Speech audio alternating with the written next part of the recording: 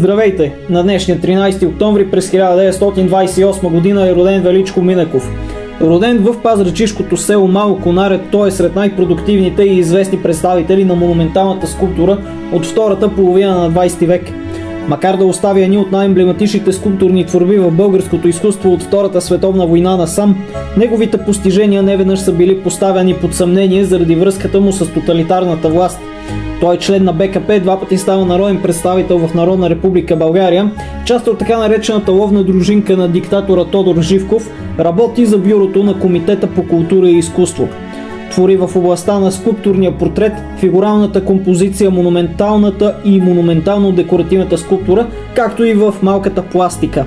Сред най-известните му творби са мемориалният комплекс Априлци в Панагюрище, мемориалът Беклемето в Стара планина, паметникът на хан Аспарух в Добрич, лъвските скулптури пред Съдебната палата в София и много други. Работи по поръчка за държави от западния свят като Швейцария и Германската федеративна република. Дълги години преподава в Националната художествена академия, на която е и ректор между 1976 и 1983 година. Сред учениците му са Александър Хайтов, Димитър Борисов, Живко Дончев, Иван Русев и десетки други изтъкнати визуални артисти.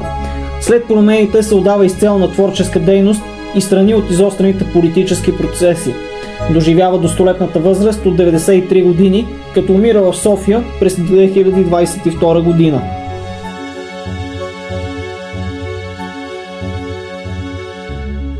Аз съм Александър Христов от театрално дружество Конфликт. Бъдете здрави, ходете на театър и се интересувайте от изкуство.